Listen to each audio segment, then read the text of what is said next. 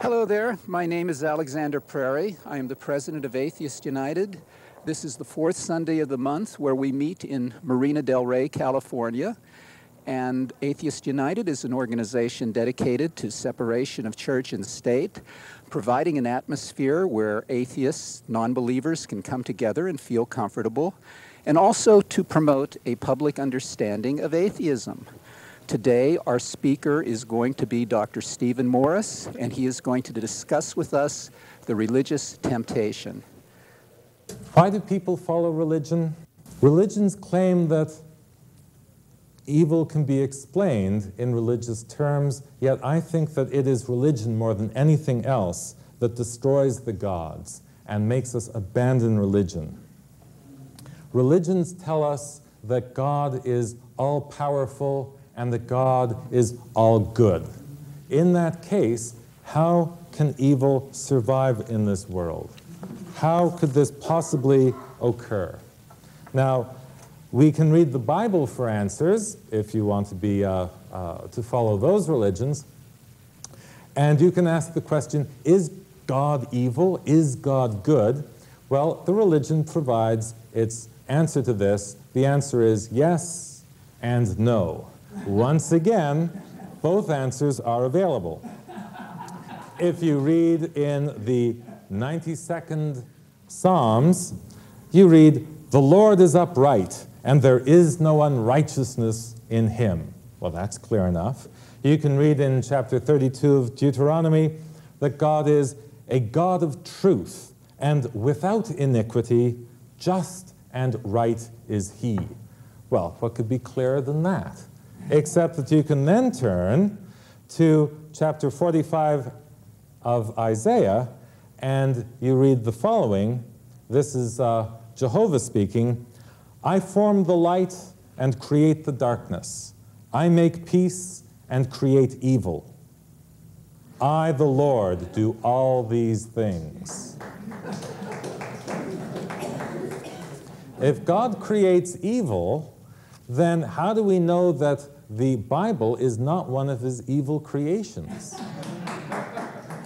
How do we know that religions are not one of his evil creations? It seems likely enough. If God is evil, why should we worship such a God? Well, indeed, when we look at the world around us, we see some good, but we also see more than enough misery to make us wonder about this notion of a benevolent and powerful God. If you think that God is as wonderful as Sunday school paints him, I suggest you go to one of the local hospitals and hold a crack baby in your arms, a baby that was born addicted to crack cocaine for no fault of its own. There are hundreds of thousands of Africans who are blind because they received a disease called river blindness. Now, we know why this is caused. It's caused by a bacteria spread through rivers and through river water that gets into the human eye and eats away at the optic nerve. Now, picture this as a design from an intelligent and benevolent designer. The idea of a human going blind to feed the appetite of a microbe. That does not seem very believable to me. This evil seems to me to destroy religions.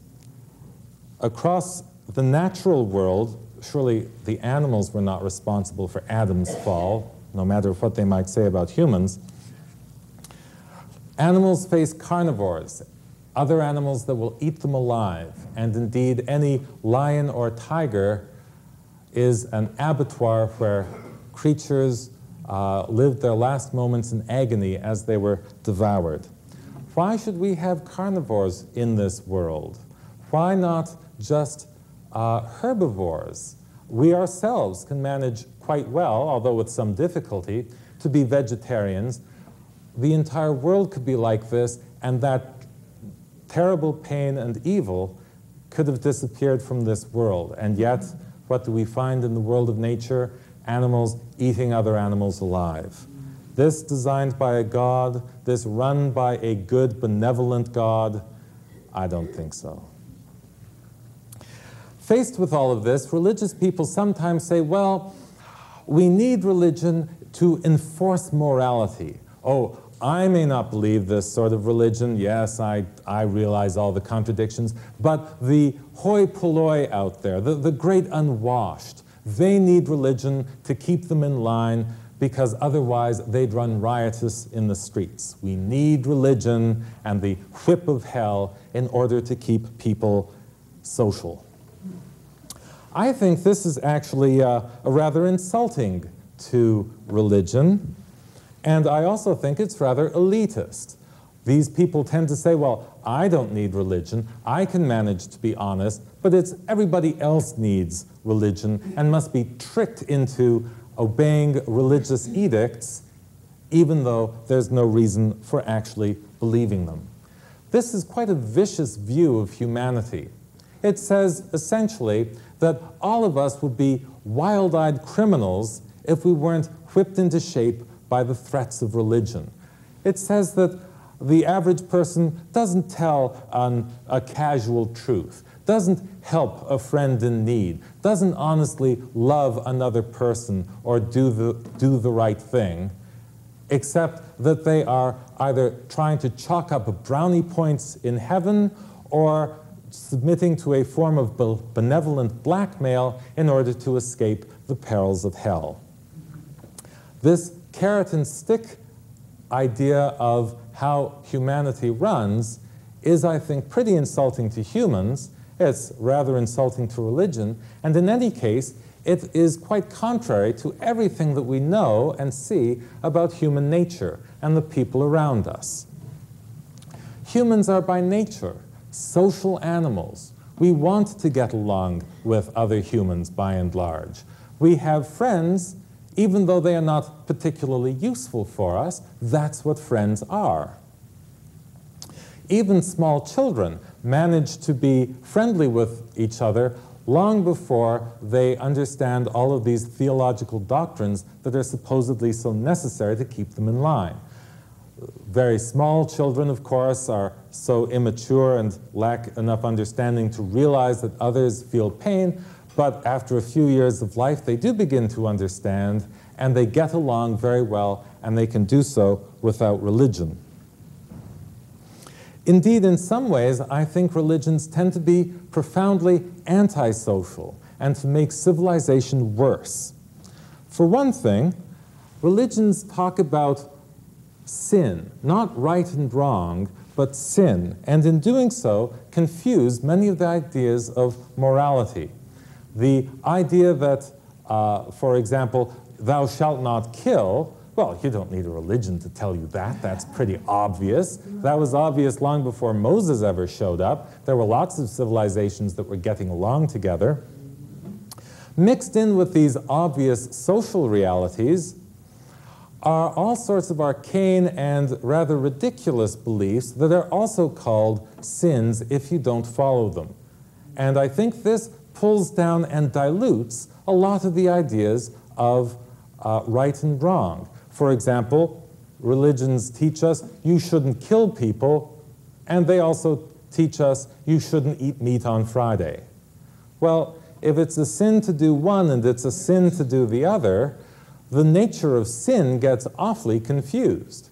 And I don't think it helps when such a religion as the Catholic religion did a few decades ago suddenly turns around and says, well, eating meat on Fridays was a terrible thing to do last week and the week before, but the one unchanging God, he's changed his mind about this. Go ahead and eat meat on Fridays. It's not a sin any longer. This is very destructive to the idea of what sin really should be, hurting other people. And that, in the end, is the only thing that humans should try to avoid, hurting other people. When we look at the supposed textbook of morality, the Bible, we find it bathed in blood and hardly a useful guide to moral behavior. For example, according to the Bible, humans have been living for quite a long time without particularly needing a personal God, but then at one point Jehovah shows up in front of a fellow named Abraham and says, I'm going to be your God from now on and the God of all of your offspring. The first thing I want you to do is to take your son Isaac and kill him. Now, Abraham goes along with this, and I don't think this is really the sort of traditional family values that various people have been talking about recently. They tend to be, I think, a bit selective about what they look at in the Bible. In any case, the idea that this old man, 100 years old, was going to be able to walk for 3 days, climb a mountain, and then wrestle with his healthy young son and manage to kill him does seem to be a rather unlikely picture of what Abraham is going to be able to accomplish. In the end, of course, Abraham doesn't kill his son. Why, I'm not so sure. But this voice in Abraham's head had told him to do so. But when this voice comes back and says, oh, I was just kidding, I don't think this really reflects very well. Certainly, I think that if Abraham had been a decent father, he should have told Jehovah, well, if that's your first command to me as my God, I think I'll just wait until a better class of God comes along, or do without.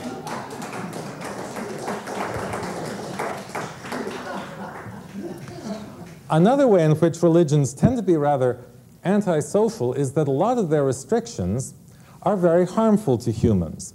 Most humans in this world, this is a sad fact, live in poverty, despite all of the advances of science and technology. And the primary reason for this is overpopulation. That every time science and technology provides us with a benefit that makes our lives comfortable, people use that spare time to have children, a natural enough feeling to do, and the result is the population grows until people start to die of starvation and disease. It would be nice if religions were of some help in trying to prevent this tragedy, but far from it. A lot of religions seem hell-bent on overpopulating this world and making it a miserable place for the teeming billions that have to live in it. Many people have elevated Mother Teresa to practically sainthood for her work among the poor of India, and various camera crews from Western countries come over and take pictures of her looking suitably humble and caring. But after the TV camera crews go away, she then returns to the subject of telling all of the people of India just how awful it is to use any form of birth control. And this is one of her main missions in India, and she does it very, very well, telling the Indians to go against the efforts of their government to try and stabilize the Indian population. Now, there are indeed a lot of evils done in this world. There are people who aren't social, some who have been driven to criminal practices by desperation, a lot of it because they have not been socialized, or they simply their personalities are such that they do evil things to others. And we have law courts and prisons for them. But I'm not sure that religion is really helpful in all of this. Our jails are filled with Christians, not atheists.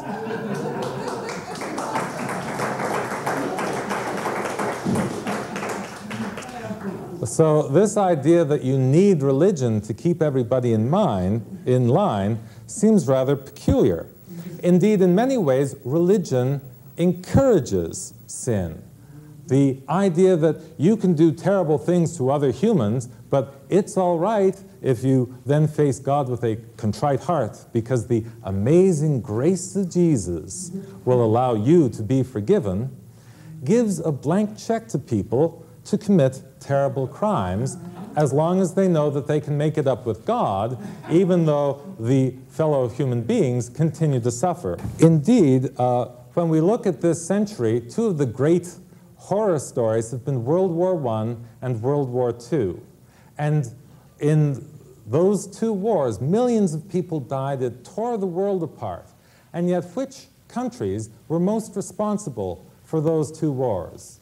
Italy and Germany, the home of the Catholic Church and the founding country of the Protestant Church. Of all places, you would think that these two countries, if religion had any benevolent influence at all, would not have been the source of so much horror. The United States faced the horrors of fighting the Japanese in the Pacific.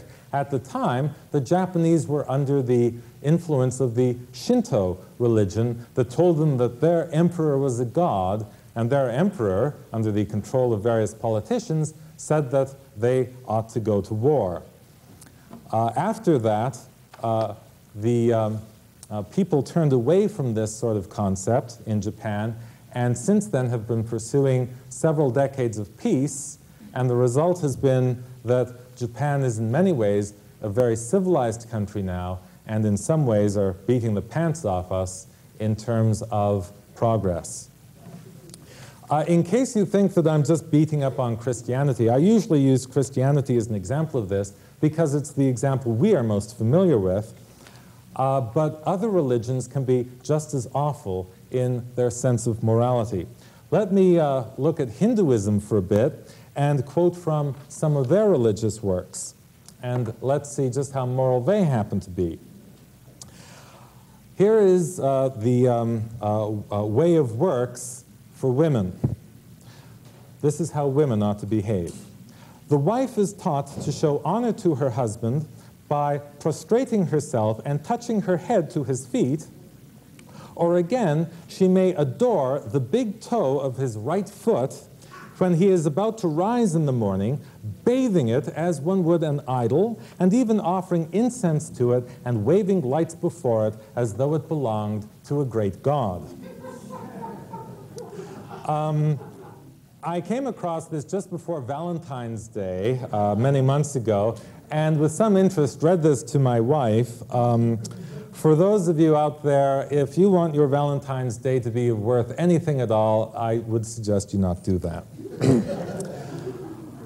In the Padma Purana, the wife's rule of life is put in these uncompromising terms. There is no other god on earth for a woman than her husband. The most excellent of all good works that she can do is to seek to please him by manifesting perfect obedience to him. Therein should lie her sole rule of life. Be her husband deformed, aged, infirm, offensive in his manner. Let him be choleric, debauched, immoral. It's like looking in a mirror, actually. No, that's not true. Let him be choleric, debauched, immoral, a drunkard, a gambler. Let him frequent places of ill repute, live in open sin with other women. Let him have no affection for his home. Let him rave like a lunatic. Let him live without honor. Let him be blind, deaf, dumb, or crippled. In a word, let his defects be what they may. A wife must always look upon him as her God, should lavish him with all her affection and care, paying no heed whatsoever to his character and giving him no cause whatsoever for disapproval. A fine basis of morality this seems to be. It ends with, she must, on the death of her husband, allow herself to be burnt alive on the same funeral pyre, then everyone will praise her virtue. The last part of this quotation refers, of course, to the well-known custom of suti, once widely practiced in India, now forbidden by law, though isolated instances by widows still occur in spite of every precaution of the police. I find it curious that religions have always beaten up on women. I think this is because religions are always looking backwards. Societies evolve, but religions have their ancient sacred texts based on a much more primitive time. I can well imagine how this could have come about. Men are physically, it turns out, stronger than women on average, and I'm sure in the Stone Age, if a man and a woman got into an argument, the man could prove the rightness of his cause by beating the woman to a pulp. From this, all else managed to follow. Well, we've managed to grow out of that. We are much better than the ancient religions, but religions are always pulling us back to a more primitive time. The sort of persecution that religions indulge in are not an accident. They are part and parcel of the religious experience. Religions make absolute claims and cannot tolerate dissent. It is the essence of religions. When we look at other countries, we find that those places where life is most difficult and solvable problems are ignored tend to be those areas of the world that are most deeply religious. For example, in Ireland, they continue to bomb each other and shoot each other because, while they both worship the same God, in fact, they are both part of the same religion, it's a different variety of that religion, and the Protestants and the Catholics then feel free to be as horrible to each other as they like. In India, of course, the same rule applies. The Sikhs are trying to separate, partly for religious reasons. And in Yugoslavia, we now see, after the breakup of that country, the Roman Catholic Croatians, the Eastern Orthodox Serbs, and the Muslims battling it out with unparalleled ferocity. In fact, a reporter who went to Yugoslavia recently filed the following report. He was talking to some fellow named Stevan, and he asked, could the two groups in Yugoslavia ever live in peace as everyone in Vukovar claims they once did? For most Serbs, Stevan said, the answer is no. They've had bad experiences with the Croats in 2 wars. The reporter confesses the two groups look exactly alike. Stevan shrugs, the difference is just in the church we go to. And that's the only difference they can see, and all those awful pictures that you see in the newspaper come largely for the religious intolerance that comes between them. We do not need religions anymore. We are able to agree among ourselves how we should live. And societies have proven to be very capable of getting along even without being hag-ridden by religion. Religions pretend to explain the world, but we find science is now much better at that than any religion. And we have found that tolerance manages to smooth over a lot of the problems between people and not the intolerance of religion. Religion sprang up when civilization was young and offers many seeming benefits, but in the end, all it is a thumb to suck and a skirt to hold. This is suitable for civilizations when they are young, but civilization has grown up now. We do not need religions. Thank you very much.